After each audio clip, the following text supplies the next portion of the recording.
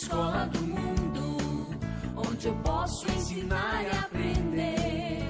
A palavra da sabedoria é a nossa EBD. Deus é o nosso diretor, o Espírito Santo nosso professor. A Bíblia é a cartilha que ensina o caminho, a verdade e a vida. Deus é o nosso diretor, o Espírito Santo nosso professor. A Bíblia é a cartilha que ensina o caminho, a verdade. Bom dia, meus irmãos. Bem-vindo a mais uma aula da nossa escola dominical. Nós estamos estudando a revista Igreja Complicada. Conhece alguma? Uma série de 13 estudos baseados na carta de Paulo aos Coríntios. E hoje nós vamos estudar a lição de número 5. Libertada sim, libertina não. Livres para glorificar a Deus. O nosso texto básico está lá em 1 Coríntios, capítulo 10, versículos 23 a 33. Vamos fazer a leitura.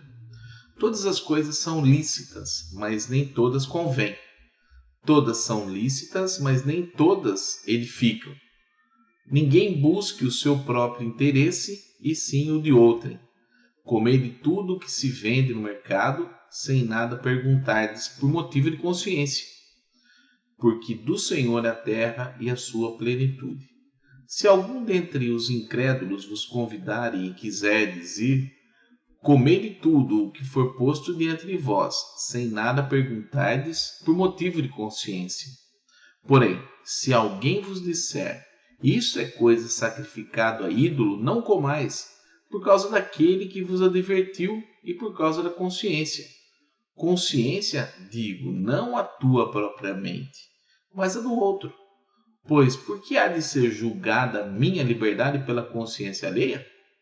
Se eu participo com ações de graças, por que hei de ser vituperado por causa daquilo? Porque dou graças? Portanto, quer comais, quer bebais, ou façais outra coisa qualquer, fazei tudo para a glória de Deus. Não vos torneis causa de tropeço, nem para os judeus, nem para os gentios, nem tampouco para a igreja de Deus. Assim como também eu procuro em tudo ser agradável a todos, não buscando o meu próprio interesse, mas o de muitos, para que sejam salvos. Vamos fazer uma oração. Senhor Deus, nosso Pai, muito obrigado pelo dia de hoje, Senhor.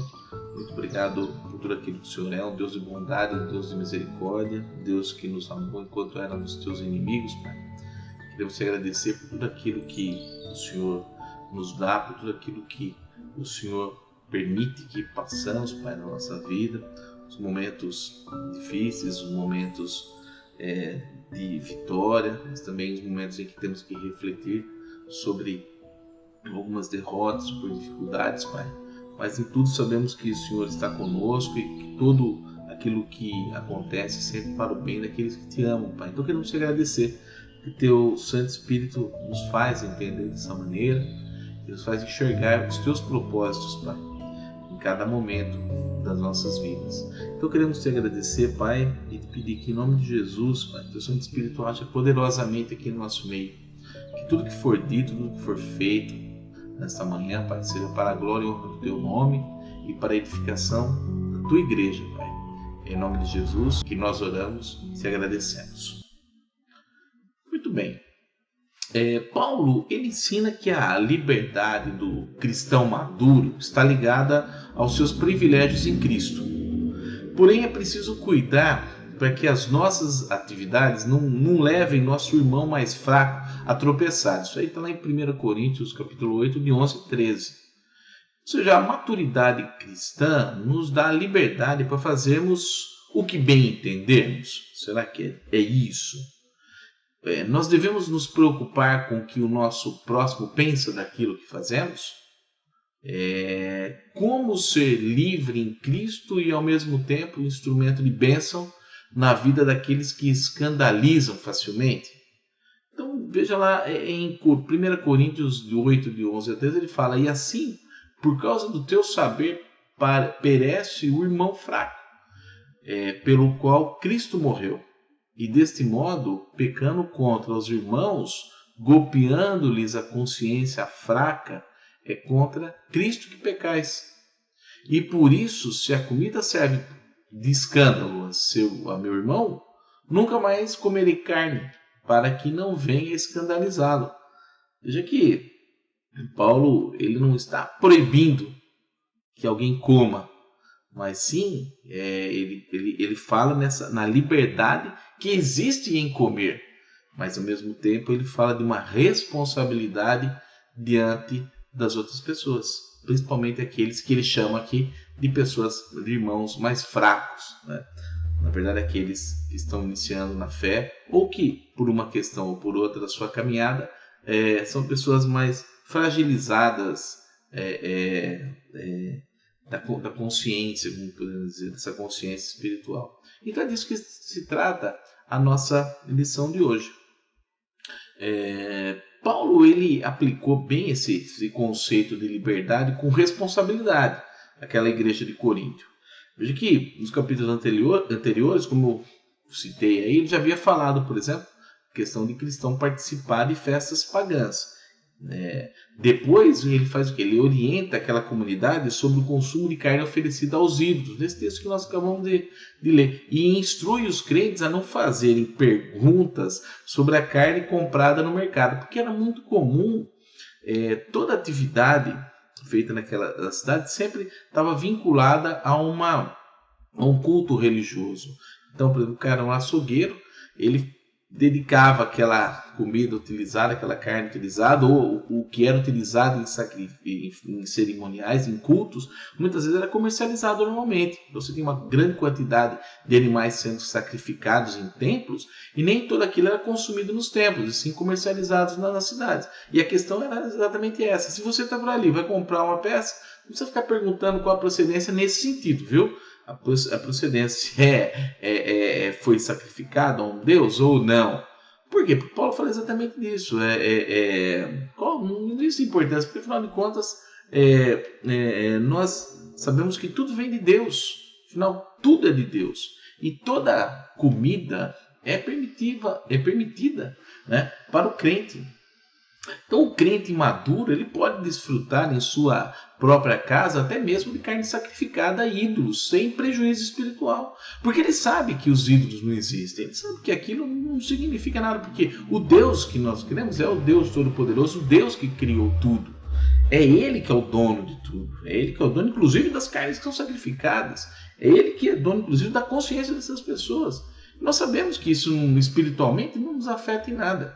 Agora, a questão é que, às vezes, um cristão maduro e outro novo na fé estão no mesmo lugar, na mesma situação, no lugar comum, onde é oferecido esse banquete em cerimônias pagãs. Aí vem a questão, o que fazer? E isso era comum ali naquela época. Lembra que nós já falamos sobre a igreja de Corinto, a cidade de Corinto, uma cidade enorme, uma cidade riquíssima, e em volta de muitas crenças, e a igreja cristã ela nasce nesse mundo pagão e com práticas que escandalizavam até mesmo as pessoas, os gentios daquela época. Para você ver, era uma cidade difícil, né? Uma cidade com práticas em vários setores religiosos, sexuais, práticas que escandalizavam inclusive os que não eram cristãos, os gentios que moravam em outras cidades. Eram essas práticas de Corinto, e é ali que está a igreja cristã. Então a questão é, o que fazer nessa situação? Né? Você ali, um crente maduro, olhando para a situação, falando, não, tudo bem, isso foi sacrificado ali, né? Existiam alguns termos, né? Por exemplo, quando eu era criança, se falava muito encruzilhada, frango de macumba, essas coisas seriam o equivalente a isso, né? Encontrar lá um frango numa encruzilhada e você catar e comer, né? A questão é a seguinte, o frango em si não significa nada, né? Porque você sabe muito bem que aquela oferenda não tem sentido algum, porque o Deus verdadeiro é o Deus que criou o céu e a terra, que é soberano e está sobre tudo. É o Deus Pai, e dele vem o Deus Filho, Cristo Jesus, e nele nós temos salvação. E todo culto é feito a Ele, toda honra, toda glória. Então, esses sacrifícios não significam nada espiritualmente, mas dentro dessa situação, você e outra pessoa, né? Você e outro irmão ali. Então, de acordo com Paulo, o que ele aconselha? Embora seja lícito comer de tudo, que isso não iria ter problema nenhum para a sua vida espiritual, o que se oferece numa refeição, quer dizer, aquela pessoa mais com uma consciência, com conhecimento menor, ou fragilizada por uma série de coisas, por uma vida pregressa, por momentos de fraqueza na própria vida, ou um caminhar ainda inicial na vida cristã, sem entendimento de algumas coisas, essa pessoa teria muita dificuldade em encarar você, por exemplo, consumindo esse alimento, né? Porque muitas pessoas vêm até supor que o ídolo pagão é real, né? E se ingerisse aquele alimento, ele está sacrificado, ele estaria no seu coração, né? Participando daquela cerimônia pagã. Então, por isso, a pessoa mais madura deveria se abster do alimento. Por quê? Porque vai causar algum mal para ele? Não. Por amor. Por amor ao outro irmão. Por amor ao irmão na fé. Por amor àquela pessoa que iria se escandalizar. Então, fazer diferente disso é pecaminoso aos olhos de Deus. Veja que o comer ali não teria problema. Não é essa a questão. Mas o escandalizar a pessoa, sim. Então, preservar a consciência de pessoas imaturas é mais importante do que desfrutar das regalias da nossa liberdade em Cristo. Veja que muitas vezes nós comentamos, né? É lícito, por exemplo, um líder de jovens e adolescentes beber bebida alcoólica? Ora, não teríamos problema algum nesse sentido, né? A pessoa beber, se embriagar, né? Aí ela poderia criar um problema não só espiritual, problemas sociais, né? E se vai dirigir ao crime, né? Tem toda essa questão, existe, não vamos confundir quando se fala liberdade em Cristo, né? Existem as leis sociais, existem as leis civis, existe o Código Penal, existem todas essas questões, né? Lembra, nós não estamos falando disso, estamos falando de liberdade espiritual, né? Então, por exemplo, um líder de um grupo de jovens e adolescentes, ele beber, também não teria problema algum a pessoa tomar cerveja, vinho, uma coisa tal. A questão não é essa. A questão que você deve refletir é o seguinte: qual seria o impacto disso, da sua atitude como líder, diante daquele jovem que é seu liderado? Dentro daquela pessoa que está vendo você, que está numa fase em que ele precisa criar limites próprios, porque o jovem, a criança, o adolescente, ele precisa estabelecer limites para a sua vida. Então, como ficaria esse seu liderado olhando para a sua atitude? Tudo bem, não tem problema. É claro, não tem problema, mas é o seguinte: será que ele tem um autocontrole suficiente para, em determinadas situações, poder abrir mão? Por exemplo, quando ele for numa festa, isso, e for oferecido para ele, ele consegue ter o domínio próprio e falar: não, isso eu não posso, isso não convém? Será que ele adquiriu essa maturidade para isso? Ou mais, como que ele iria enxergar você a respeito disso? Falar: nossa, se meu líder ele faz isso, então isso está liberado para que eu chute bola. E você sabe muito bem que os jovens precisam de limites bem estabelecidos, né? E à medida que ele vai crescendo ali como adulto, ele vai adquirindo consciência, ele consegue filtrar o que de fato convém e o que não convém. Mas inicialmente toda criança precisa de limites bem definidos. Entendeu o que eu falei? Bem definidos. E aí vem a questão: qual é a posição então do líder, né? Você, por amor ao adolescente que é seu liderado, o que você faria, né? Então é disso que Paulo está falando. A questão não é proibir ou deixar de proibir, né? A questão é como que essa situação ou suas atitudes vão influenciar na vida daqueles que estão te olhando como um espelho. Aí você diria: mas eu tenho que me preocupar então com aquilo que os outros acham a meu respeito? Sim, e por que não? Porque é exatamente disso que Deus está te chamando, a responsabilidade. A responsabilidade de você, como líder, como cristão, como estar na frente dos outros. Veja que quando Jesus fala que nós somos o sal da terra, não é? Veja, a ideia de sal é não só dar sabor, mas na época em que Jesus fala sobre usa essa metáfora, ele está falando de um elemento, em um caso especificamente, que conserva o alimento. Né? O sal era utilizado principalmente pelos romanos para conservar o alimento para as longas viagens que eles tinham durante o período de guerra, ou mesmo em todas as incursões que eles faziam. Então o sal era um elemento que era utilizado para conservar os alimentos, olha só, para evitar que o alimento apodrecesse. Então quando Jesus chama a atenção dos seus discípulos para que fossem o sal da terra, o que ele está falando? No mundo que tem determinadas práticas, no mundo que tem o seu comportamento muitas vezes desviado daquilo que deveria ser o correto. Qual que é a função do discípulo? É trabalhar como se fosse um elemento que evitasse que a sociedade apodrecesse, que conservasse o melhor da sociedade. Então o cristão, isso é um papel do cristão, tentar conservar o que há de melhor na sociedade, para que a sociedade não apodreça. Para que a sociedade, levada à sua situação natural de pecado, ela não faça sempre as piores escolhas. E é essa a função do cristão. E é isso que Paulo está falando. Não está impondo ao crente, ao cristão, limites. Você não pode fazer isso porque é proibido, porque isso é pecado, porque Deus vai te casar, porque não vai...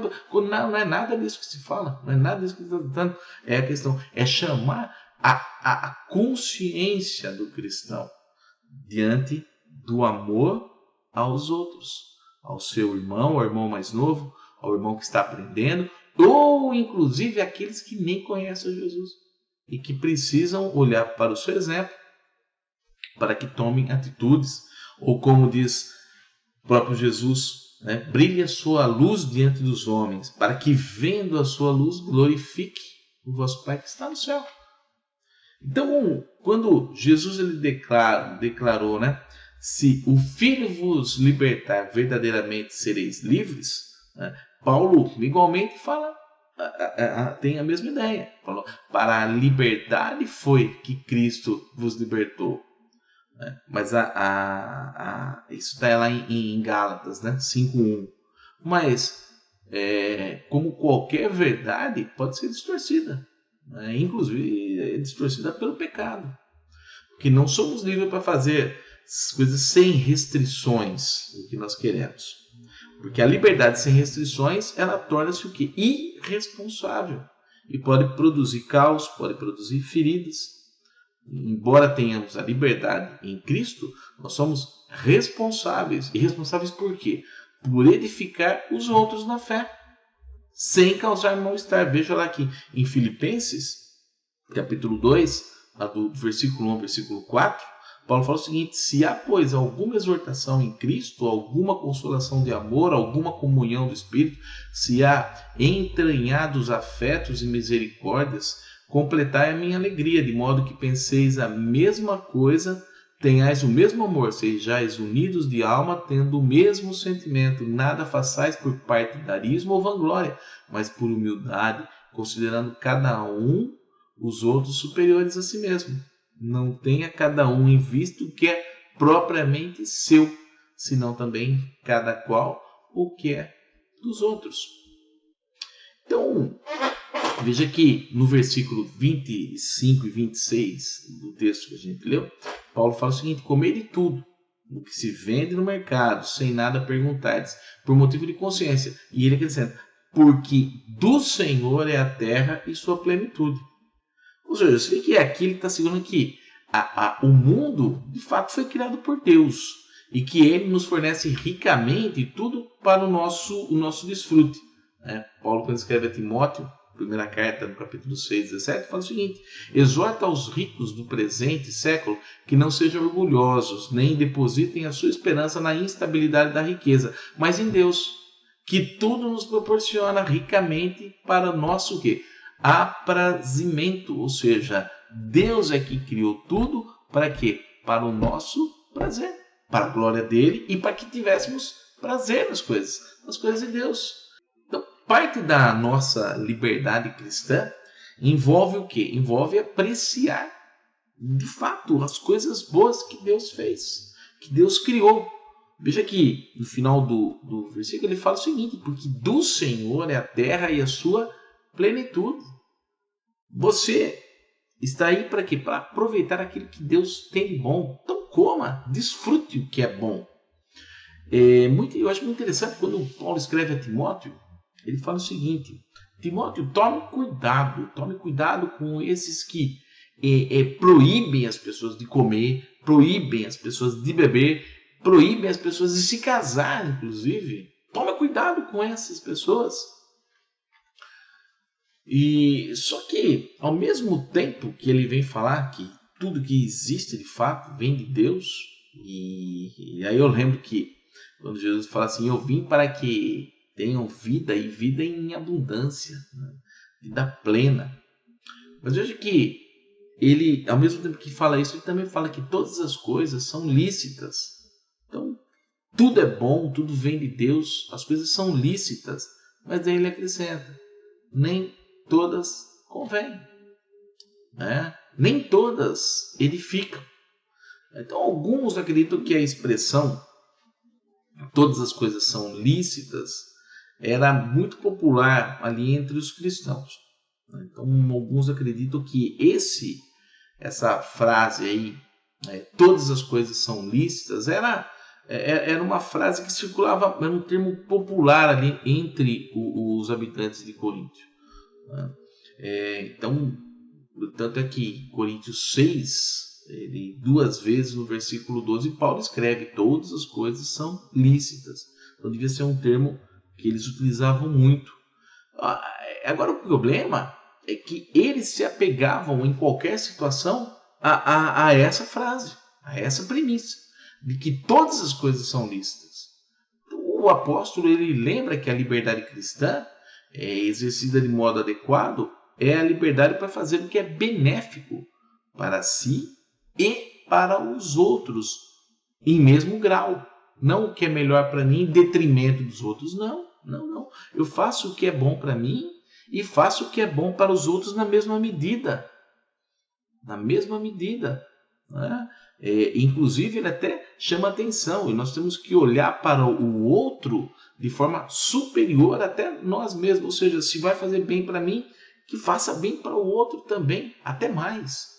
Então ele chama a atenção para isso: você tem a liberdade, mas, por outro lado, isso vai edificar, isso vai trazer alegria, isso vai edificar a igreja, isso convém ser feito.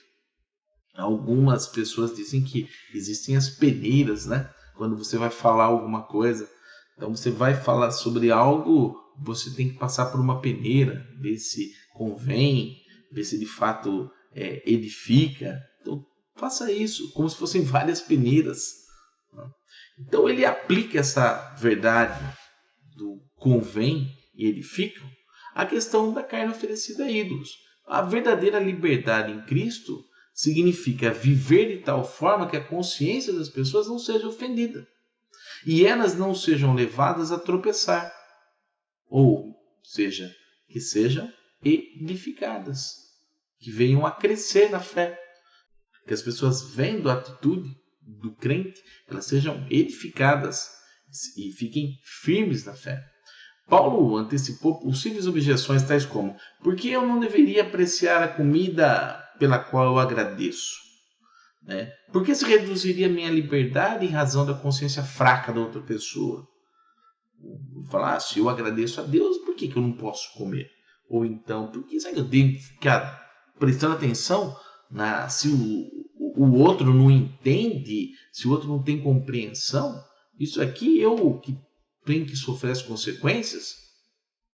E ele responde: porque somos responsáveis por glorificar a Deus em todas as coisas. Então a nossa liberdade em Cristo não pode gerar escândalo na igreja. E quando eu digo igreja, eu não estou dizendo instituição, não estou dizendo o lugar, eu estou dizendo igreja, Cristo, pessoas. Lembra que as outras pessoas também estão na caminhada. E é interessante que os cristãos, eles eram chamados aqueles do caminho. Veja que isso é interessante.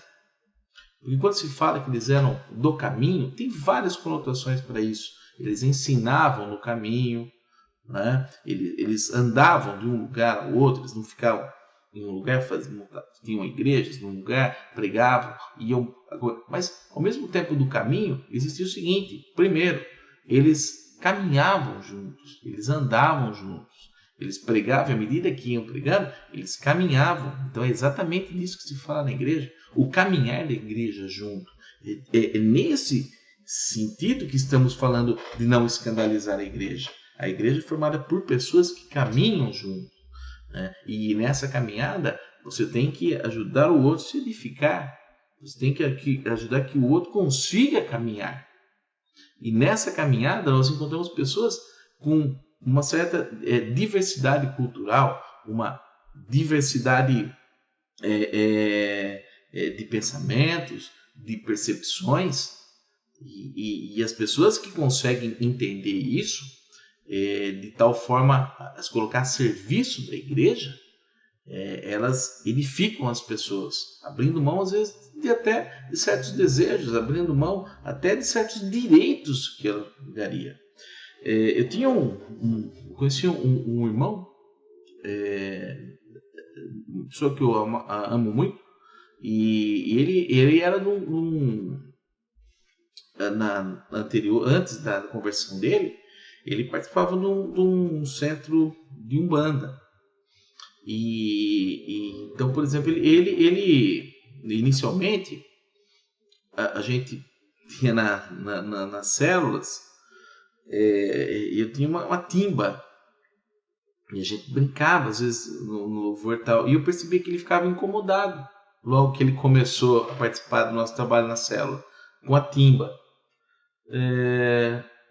Aí eu percebi isso, eu contei com ele, falei, puxa vida, o que está acontecendo com você? Ele falou, é que a gente utilizava os instrumentos lá no centro, e eu associo isso, né, tal. Aí eu parei de levar timba na reunião. Depois de um certo tempo, ele veio para mim e deu risada, falou, não tem nada a ver aquilo que eu falei para você aquela vez da timba, né? E de fato não tinha mesmo. Era um instrumento como qualquer outro, não existe instrumento sagrado, não existe isso. É um instrumento que você utiliza ali no louvor, mas não porque eu achava que a timba tinha algum elemento de umbanda ou coisa que... Não. É porque eu percebi que aquilo estava incomodando ele. Incomodava ele nas reuniões de oração. Que a gente fazia aquele tipo de som, incomodava. Então, o que eu fiz? Parei de fazer. Simples assim. Porque era uma coisa que não custava nada, por amor ao irmão. Depois ele mesmo entendeu, falou, puxa vida, que não tem nada a ver. Eu falei, sim, não tem nada a ver aquilo que você falou. Ele falou, mas daí ele falou, mas que legal que eu vi que você parou de levar coisa por minha causa. Eu falei, sim, entenderam? A questão não é nem teológica, nada disso, é o amor. E ele percebeu isso, que eu fiz aquilo por amor a ele, não porque eu achava que tinha uma coisa. E muitas coisas são assim, meus irmãos, muito sim. Por quê? Porque nós estamos na caminhada, nós somos do caminho. Nós somos do caminho. E esse caminho tem que ser trilhado por todos. Por todos. Aqueles que têm mais compreensão e os que não têm. Os que não têm também têm que trilhar o mesmo caminho. Juntos, é isso que é a igreja. Então, preservar a consciência daqueles que são mais frágeis, isso glorifica a Deus. E isso é adoração a Deus. Como igreja. Veja que lá no versículo 24 e depois 32 e 33, ele fala assim, ninguém busque o seu próprio interesse, e sim o de outra. Não vos torneis causa de tropeço, nem para judeus, nem para gentios, nem tampouco para a igreja de Deus, assim como também eu procuro em tudo ser agradável a todos, não buscando o meu próprio interesse, mas o de muitos para que sejamos salvos. Paulo viveu desse modo. Ele se adaptava aos mais diversos ambientes com a finalidade de quê? De apresentar Cristo. Né? Ele fala em 1 Coríntios 9, 22, fiz-me fraco para com os fracos, com o fim de ganhar os fracos. Fiz-me tudo para com todos, com o fim de, por todos os modos, salvar alguns. Olha que legal. Né? Lá em Coríntios 10, 33, né? Ele fala assim, ó, assim, né? A gente fez a leitura, assim como também eu procuro em tudo ser agradável a todos, não buscando o meu próprio interesse, mas o de muitos, para que, olha que interessante, para que isso, né? Para que sejam salvos. Então o que é importante? Né? Que a igreja seja salva nesse sentido, não é lógico que a salvação é em Cristo, a gente sabe disso, mas o que ele está querendo dizer aqui, essa salvação é o crescimento, né? O crescimento da igreja na salvação. Quando ele fala crescer na graça e no conhecimento, crescer na salvação, ou seja, amadureça, uma igreja que seja madura diante de Deus, que possa caminhar junto. Então isso nada tem a ver com flexibilizar a ética cristã, não é disso que nós estamos falando, não é ceder ao mundo, não é nada disso também. O que Paulo está falando é que ele afirma que o ministério dele estava centrado em promover a edificação dos outros, em vez de ficar satisfazendo os seus próprios desejos. Então Paulo chama a atenção para quem? Para Cristo. Quando ele, ao iniciar o 1 Coríntios 11, ele fala que sua vida é apenas um reflexo da vida de Jesus. Que você possa dizer, faça como eu fiz, né? Porque eu estou fazendo como Cristo fez. Veja que Paulo está chamando a atenção para ele, quando ele fala, seja o meu imitador, né? Seja como o Sérgio. Não é isso. O que ele está querendo dizer é que eu tento fazer o que Cristo faz, então faço o mesmo. Né? Sigam-me, no sentido, tentam me imitar no sentido de eu estou tentando seguir a Cristo, então faço o mesmo. Se tem alguma coisa boa que eu possa te mostrar, é o seguinte, tenta fazer como Cristo, porque eu estou tentando. É nesse sentido que ele fala. Então Jesus sempre se portou intencionalmente em seu ministério terreno para edificar pessoas. Jesus não procurou o seu próprio bem, mas o dos outros, sendo um exemplo de quê? De abnegação, em primeiro lugar. Então ele fez tudo pelo louvor e honra do Pai. Jesus não fazia ninguém tropeçar. A questão, quando agimos como ele, como Paulo, não, como Cristo, somos verdadeiramente livres. Então ser livre, o que é? É amar, é abrir mão das coisas, é abnegar-se, abrir mão de si mesmo, para não ferir a consciência de ninguém. Então qual é o propósito da liberdade? Nós já destacamos lá no versículo 31 que o alvo da liberdade, esse alvo é balizado pelo amor, né? Que é na glória de Deus. Então após escrever, não vos torneis causa de tropeço nem para judeus, nem para gentios, nem tampouco para a igreja. Em seguida, o apóstolo Paulo, ele chama a atenção que tudo deve promover o quê? A glória de Deus. Então, a liberdade cristã tem como finalidade o quê? Trazer outras pessoas para a salvação. E isso, dar louvor a Deus. Então, a liberdade cristã, ela está ligada diretamente a quê? A dar glória a Deus. Então, nós não podemos permitir que questões pessoais afetem quem? A obra divina. E qual a mensagem para os dias de hoje? Primeiro, você é livre em Cristo. Então, existem muitos movimentos cristãos que sobrecarregam os crentes com ordenanças que não vêm de Deus. Veja que quando Paulo escreve a Coríntios, existiam os judaizantes que estavam colocando normas que já haviam sido abolidas, leis cerimoniais que estavam sendo abolidas em cima de um povo que já vivia em cima de sacrifícios a deuses pagãos. Quando Paulo fala, não, vocês param com isso, a salvação não está presa a essas coisas, vocês têm liberdade. Então, não caia no erro de achar que o amor de Deus depende de usos e costumes. Não é disso que se trata. Nesse sentido, nós somos livres. Jesus, expressamente, ele indicou que aquilo que contamina o homem não é o que entra na boca, mas o que sai. Lá em Mateus 15, 11, Jesus deixa bem claro isso. Não é o que entra pela boca o que contamina o homem, mas o que sai da boca. Isso sim contamina o homem. Se a Bíblia não nos proíbe fazer alguma coisa, temos sabedoria do céu e o Espírito Santo para nortear as nossas decisões. É aí que somos livres, porque nós podemos fazer o que quisermos, só que o Espírito nos dá sabedoria daquilo que devemos fazer ou não, de modo que contribua para uma comunidade mais unida, uma comunidade mais forte e madura, sem as proibições, não pode isso, não pode aquilo. Volta a falar, Paulo, quando escreve a Timóteo, diga: tome cuidado com esses que ficam proibindo tudo, que proíbe o homem de beber, o homem de comer, o homem de vestir, o homem de cortar cabelo, tome cuidado, que proíbe o homem de casar. Paulo fala: toma cuidado com essas pessoas, eles não estão falando em nome de Deus, né? Mas a liberdade cristã, né, ela vem orientada pelo Espírito. Então, tome decisões que contribuam para o crescimento espiritual das pessoas. Não é um desastre para a igreja quando todos querem exercitar a sua liberdade sem se importar com os outros. Então, veja, temos liberdade, mas essa liberdade, ela tem que ser, por meio, você tem que buscar a orientação do Espírito. Como usar essa liberdade? Antes de qualquer decisão, pergunte-se: edifica? Constrói? Fala bem para as pessoas? Contribui para a unidade da igreja? Precisamos nos importar com a comunidade da qual fazemos parte. Jesus disse aos seus discípulos: é inevitável que venham escândalos. Isso é uma coisa que vai acontecer. Mas ai do homem pelo qual eles vêm. Melhor fora que se lhe pendurasse, né, ao pescoço uma pedra de moinho e fosse atirado no mar, do que fazer tropeçar um dos pequeninos. Está em Lucas capítulo 17, versículo de 1 a 2. Então a liberdade em Cristo é a liberdade para viver em santidade.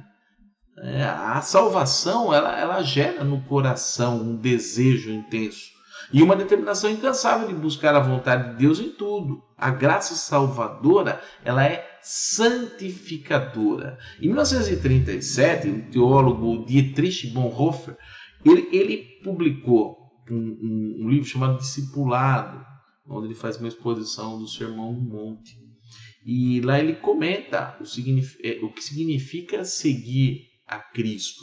Veja que ele está falando do contexto de uma Alemanha no início do nazismo.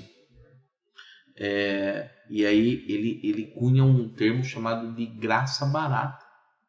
Ou seja, analisando toda aquela situação em que ele enxergava a atitude nazistas que se diziam cristãos, nazistas se diziam cristãos, ele faz uma reflexão sobre essa questão. A graça barata, você assume uma posição como cristão, mas as suas atitudes apontam para destruição, morte, desunião, guerra, beligerância, ofensa e morte. Então, ele questiona isso. Uma graça que muitos assumem, que oferece perdão sem arrependimento daquilo que se faz, comunhão sem confissão de pecados, um discipulado superficial sem a cruz de Cristo, uma graça que não implica obediência, submissão a Cristo e aos preceitos daquilo que a sua palavra diga, né? A verdadeira compreensão da graça nos liberta da libertinagem, né? E nos transforma em escravos de Cristo, que é a verdadeira liberdade. O cristão sabe que sua liberdade envolve responsabilidade. O discípulo maduro utiliza a sua consciência para abençoar pessoas. Algo que é bom para nós pode ser um obstáculo para os outros. Uma igreja madura, ela é livre em Cristo para usar tal liberdade com responsabilidade.